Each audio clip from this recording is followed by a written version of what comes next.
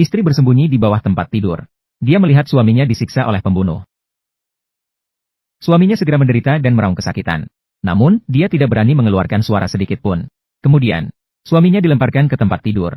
Bos pembunuh itu menanyainya, "Di mana berlian dan drive USB yang dicuri?" "Tentu saja yang sebenarnya saya pedulikan. Pasti masih tentang USB itu." Xiao Mei sebenarnya adalah agen rahasia top. Setelah pensiun, dia malah merampok bank. Dan pada hari ini, mereka menculik seorang manajer bank, membobol sandi untuk masuk ke brankas. Dengan mudah mencuri banyak berlian. Namun Xiao Mei tidak menyadari. Di antara tumpukan berlian, ada satu USB. Setelah keluar, dia memberikan berlian kepada suaminya untuk ditangani. Namun begitu malam tiba, sebuah kelompok pembunuh tiba-tiba masuk. Beruntung Xiao Mei bereaksi cepat. Dia bersembunyi di bawah tempat tidur tanpa terlihat. Namun dia mengingat kembali dengan seksama. "Saya tidak ingat memiliki USB flash drive." Mengikuti arah pisau, Xiao Mei melihatnya tepat waktu. Flash disk yang ditempel di bawah tempat tidur. Dia segera mengambilnya. Kemudian menyembunyikannya di dalam pakaian dalam. Namun pada saat itu, pisau kembali menusuk. Xiao Mei langsung merasakan sakit. Namun hanya bisa menggigit karpet dengan erat. Tidak lama kemudian, suaminya tidak bergerak lagi. Dia telah disiksa hingga mati oleh pembunuh. Melihat situasi tersebut, Xiao Mei langsung meneteskan air mata sedih. Para pembunuh akhirnya pulang dengan tangan hampa. Xiao Mei keluar dari bawah tempat tidur. Ambil pistol di tanah. Kemudian mengikuti dengan hati-hati. Mengarahkan pistol ke arah pemimpin pembunuh yang sedang melaporkan. Namun saat hendak menembak, tapi menemukan bahwa pistol kosong. Ada seseorang lagi. Xiao Mei segera berlari keluar. Kemudian berlari sekuat tenaga. Kembali ke kamarnya sendiri. Dia mengambil magasin lain. Segera menggantinya. Menembak langsung ke orang gemuk di luar pintu. Kemudian mengunci pintu. Saat pembunuh lain masuk melalui pintu, dia kemudian memutar ke belakang dan menculik pria gendut itu. Mundur sampai ke pintu lift.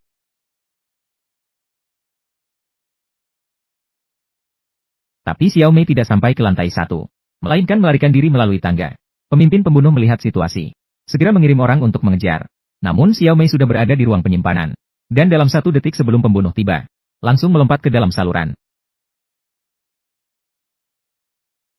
Xiao Mei cepat mengganti pakaian. Berlari cepat masuk ke tempat parkir. Dia mencuri mobil yang belum dicuci. Kemudian menumpahkan oli ke lantai. Namun pembunuh dengan cepat mengejarnya.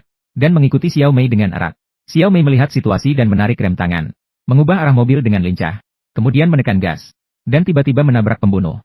Pembunuh langsung panik. Akhirnya harus memberi jalan pada Xiao Mei. Xiao Mei melarikan diri ke rumah seorang teman. Menahan sementara pembunuh di luar pintu. Namun tidak menyangka bahwa teman itu orang yang kejam. Dia dengan sengaja membuka pintu lift untuk membiarkan pembunuh masuk. Ini adalah satu-satunya pintu masuk. Dia mengangkat senjata dan duduk di depan pintu lift. Menunggu pembunuh datang untuk mati. Tapi melihat pembunuh akan datang. Namun, Xiao Mei tiba-tiba menyadari sesuatu yang tidak beres. Di belakang.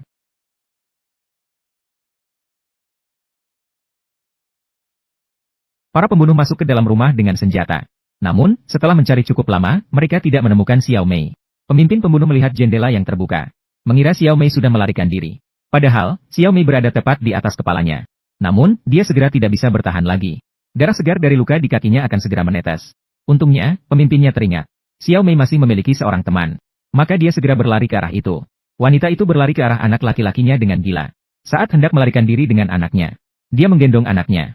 Ingin melarikan diri melalui pintu belakang. Namun, dia dihalangi oleh seorang pembunuh lain. Pemimpin pembunuh mengambil tas yang berisi berlian. Dan menindih anak laki-laki tersebut. Mengangkat telepon dengan cepat. "Halo?" Dia menerima instruksi dari majikannya. Akan segera pergi. Hanya meninggalkan 2 anak buah. Untuk menangani ibu dan anak ini. Saya ingin berbicara dengannya selama 2,5 menit terlebih dahulu. Tentu saja, bisa, rekrutan baru. Saat 2 orang sedang berbicara. Namun anak laki-laki berhasil melarikan diri. Bersembunyi di dalam perapian. Seorang pembunuh mengejarnya. Saat hendak menarik keluar anak laki-laki. Xiao Mei datang tepat waktu. Dia langsung menendang dengan lutut. Kemudian melompati sofa. Sekali lagi dengan pukulan keras. Menghancurkannya dengan tendangan. Setelah menyelamatkan anak laki-laki, Xiao Mei mengambil kaki meja. Sedang bersiap untuk menghabisi pembunuh lain. Namun menemukan bahwa lawan telah menghilang. Lao Hei memerintahkan Xiao Mei untuk membuang senjata. Xiao Mei pura-pura patuh. Namun dengan cepat menusuk kaki Lao Hei. Lao Hei sangat marah. Menekan Xiao Mei ke dinding dengan keras. Namun tiba-tiba diserang oleh rekan yang terbangun. Sebelum Lao Hei bisa bereaksi. Sekali lagi, sebilah pisau menusuk punggungnya. Hei tua jadi gila. Dia kemudian berbalik ingin menghadapi Xiao Mei. Namun, dia terjepit di antara 2 wanita. Dia segera dihancurkan menjadi daging cincang.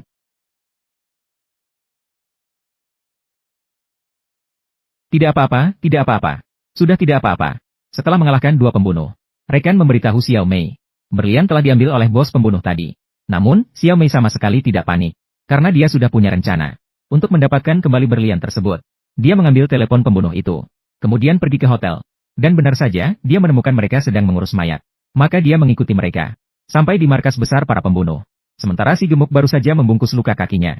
Namun, dia sekali lagi disandera oleh Xiao Mei. Xiao Mei menelepon bos. Meminta pertukaran berlian dengan si gemuk. Namun, bos sama sekali tidak peduli. Dia hanya meminta Xiao Mei untuk menyerahkan USB terlebih dahulu. Kita akan bertemu nanti. Ketika bos dan kawan-kawannya tiba, Xiao Mei sudah menghilang. Tidak hanya itu, memberikan mereka kejutan.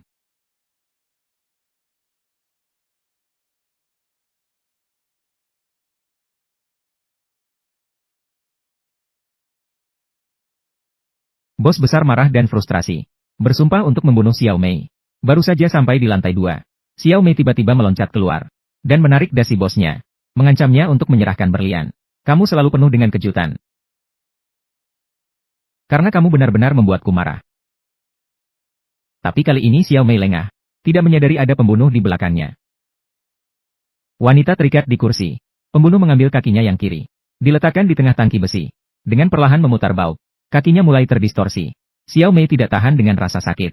Akhirnya hanya bisa kompromi. Jika aku membantumu, apa untungnya bagiku? Setidaknya, kakimu masih ada. Lebih baik daripada tidak sama sekali. Nyawamu masih ada. Xiao Mei menelepon rekan. Sepakat bertemu di bandara jam 9 malam untuk pertukaran udis. Namun bos malah mengambil pisau kecil. Langsung menusuk kaki Xiao Mei.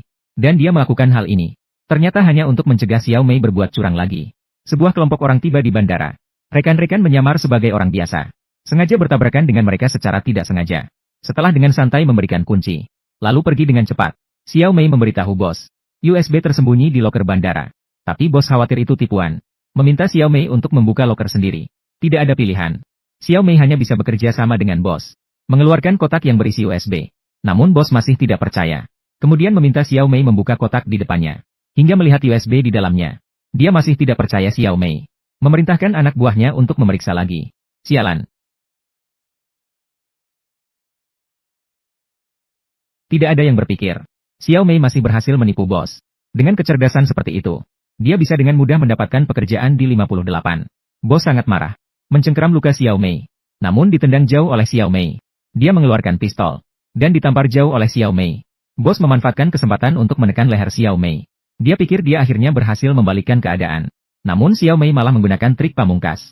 Dari dasi bos, dia mengeluarkan flash disk yang selalu dicarinya. Kamu menyembunyikannya di tubuhku? Xiao Mei tersenyum tipis. Kemudian menyerang tiba-tiba. Dan cepat melarikan diri saat kebingungan. Bos mengambil pistolnya. Namun dia menyadari bahwa di sekelilingnya penuh dengan polisi. Akhirnya dia pura-pura menjadi orang biasa.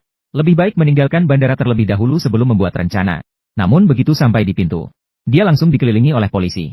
Sementara Xiao Mei juga keluar. Dan mengingatkan bos bahwa dasinya miring. Ada pistol.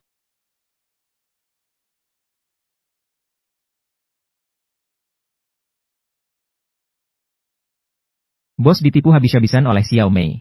Akhirnya tewas tragis oleh tembakan. Polisi segera mendekat. Mereka menemukan beberapa berlian di tubuh bos. Sekarang sudah selesai. Bahkan kasus perampokan ban kemarin juga terpecahkan. Sementara Xiao Mei terbebas dari kecurigaan. Dia naik pesawat menuju luar negeri. Semua sudah dalam rencananya. Xiao Mei mengeluarkan flash disk. Serahkan pada teman hacker. Setelah memasukkan flash disk ke komputer, keduanya terkejut seketika. Ternyata orang yang mempekerjakan bos pembunuh itu adalah seorang senator. Dia berusaha memulai perang. Untuk maju sebagai presiden. Isi dari flash disk adalah bukti yang dapat membuktikan konspirasinya. Tidak lama kemudian, Xiao Mei menerima telepon dari bawahannya anggota parlemen. Asalkan dia menyerahkan flash disk, masalah berlian akan selesai. Jika tidak, dia akan dikejar oleh senator ke ujung dunia. Dan Xiao Mei ragu-ragu untuk waktu yang lama. Akhirnya dia membuat keputusan sendiri, yaitu untuk mengungkapkan isi flash disk ke publik. Meskipun dia tahu dengan melakukan hal ini, hari-harinya selanjutnya pasti tidak akan mudah.